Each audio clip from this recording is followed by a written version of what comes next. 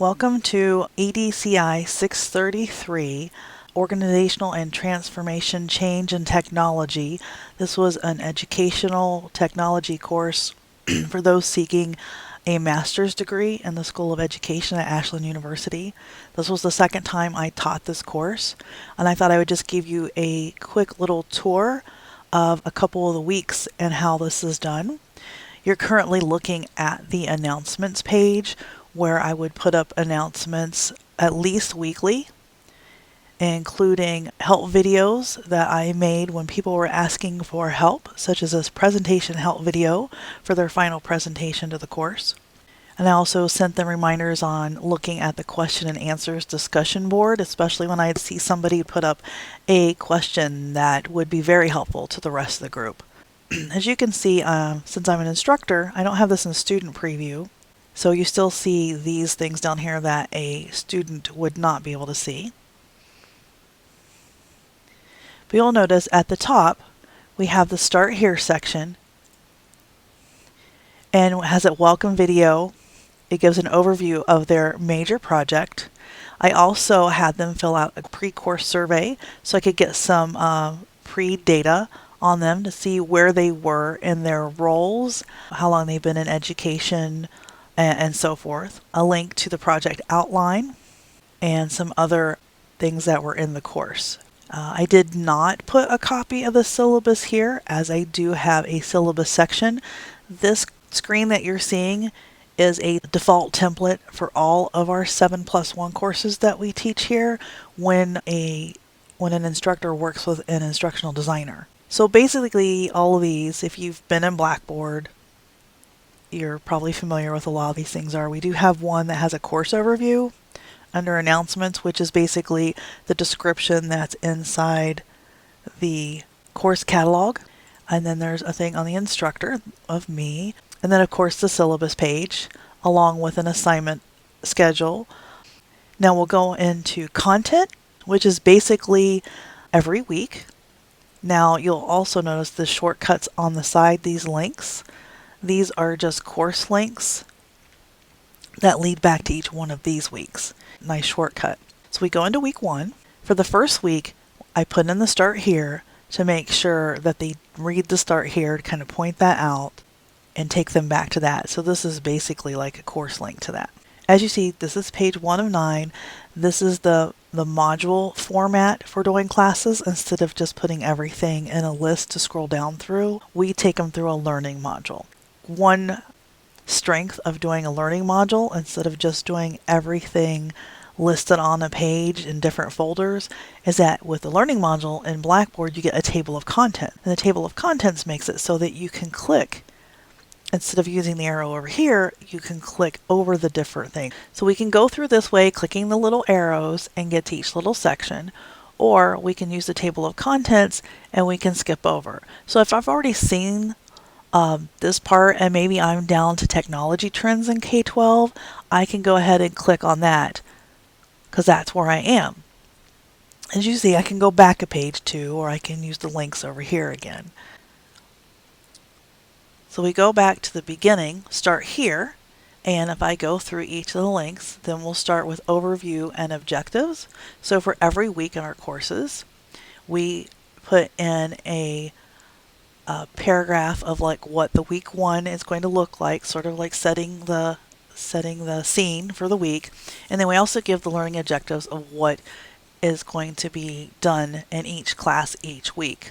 And for this course, since it's about transformation and organizational change in technology, I've brought up here like what is innovation, and found this video for our students to watch.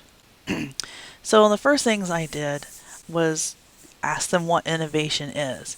And this basically is a discussion thread. And once they're ready to do discussion, then they will click this to launch. As you see, I can put in a note so that once they've read this, they know what to do. Unfortunately, in Blackboard, a lot of times you build a discussion board, it's not really obvious when you put it into a module like this of where to go. So I make sure that every time I build a discussion board with somebody, I put in that little note that they have to open up the board by using the click to launch. And then once we get past that, then we go into diffusions theory lesson with a video, and then we'll go through and stakeholders. This is going to start up with a video straight to the page.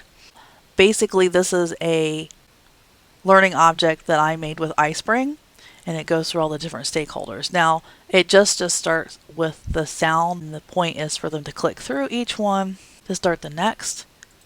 And they can keep going to the next, but also like the module that we did in Blackboard, you can also go click through different ones. So these are all the stakeholders that I gave them, and I built this in, like I said, in iSpring, and I have it hosted on another website. It's not actually put inside of Blackboard. So this is like my content that I've shared with other people that they can also use. So we go back here, and you can also click to launch. Almost Blackboard has these click to launch if something doesn't pop open. And next we talk about the technology trends, and this is also a discussion board. And I did notice I did not put my little note in here, so this is something I missed. I'm going to have to go back and put my little note, use the click to launch to begin the discussion. Next is the Change Innovation Project information. And as you'll see, I actually put this in a folder. You can put folders inside of the learning modules, and it helps with that table of contents layout, because then it shows you like everything that's within a folder is related to this topic. So it's almost like a heading and a subheading. And I also give a breakdown of the project and a document. It'll open up in another page. So this is really like their map to doing their project. You'll also notice, or you may have seen, this little thing here. This is for faculty. Students wouldn't see this little gauge. This gauge is to tell you how well your document is doing for accessibility. It's a program called Ally, A-L-L-Y. It's inside Blackboard. This here is alternative formats, and if we click on that, it will come up with ways that students can view this information without opening up a PDF. So you got an HTML, an EPUB that can be downloaded to an ebook or iPad. There's even a Braille version and audio if you'd rather have it listened to. And then you just download that. This is a service that is an additional piece to Blackboard that we pay for. And it is really helpful when you're trying to figure out if your documents and images, it also does images. However, there is a caveat that there are some places in Blackboard that it does not work. So as you see all this text on here, and I've tried for accessibility to make sure that these headings have their proper hierarchy. However, the Ally doesn't check the content text inside of a page. It only checks documents that are attached within there. So that is one improvement I would like to see Blackboard and Ally work on. And we'll go through here, and then we start getting into the steps and links and helpful things to do all of the work inside of the course. And yes, I do most, if not all, of my pictures that are in my lessons. I like playing with Photoshop. The last thing that they do is a reflection journal at the end of every week. And in Blackboard, journals are graded at the end of a term unless you create a new journal for every week. I didn't want to do that, so what I did was create a one journal so they could continue to write in it each week, but then at the end of each week I would go in and read their journal, make a comment, answer any questions, and then I would give them 10 points for that week. So here's the thing, like once you get down to page 9 of 9, I'm done with this week and I want to get to the next week. This is where those special links come in handy. Otherwise, before all we had was a content link here. So now I can just go straight to week 2 and then I can start my week 2. And as you see, I've got the same image as I had on the overview and objectives of week 1. I try to make things be familiar. This is the kind of image that would signal to a student like, oh yes, I'm on day one of the week. I'm on page one of the week, however they're looking at it. And again, I give them more of the overview of the week, what the objectives are, and then I can move on. So this week it's exploring innovation and creating a vision. So I've given them a little bit more information on the week and what it's going to be like. This was really a little more in depth. Next is exploring the innovation research paper. So now they have an assignment that they're really going to explore the innovation, and I've told them where to go in the library to search for an article. Generally, research journals, see, limit the types to academic journals.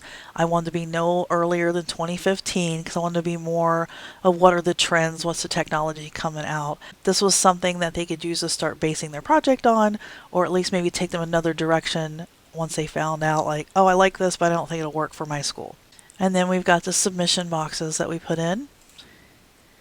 And then there's a discussion about those. So what I did was I put them into groups. I had like 26 people in this class, and I put them into 3 different groups so that they wouldn't have 26 people trying to talk back and forth. This way, give them a little bit smaller group.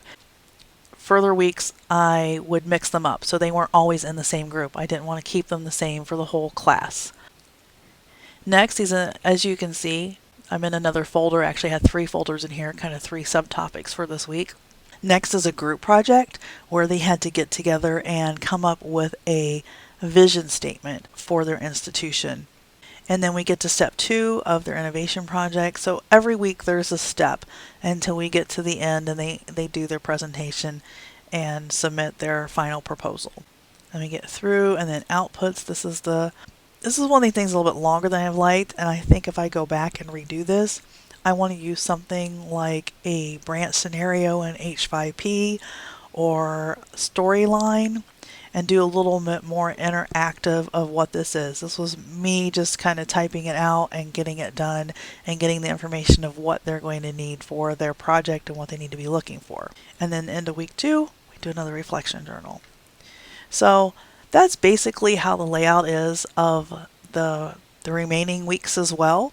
And in this course, I also, because there are so many groups, I did put a groups link to the side so this way they can go into, and the reason it's saying non-enrolled is because I'm an instructor, so I'm in none of these groups, but then they could go to their group that they needed to participate. And that's my course that I built for one that I taught online inside of Blackboard.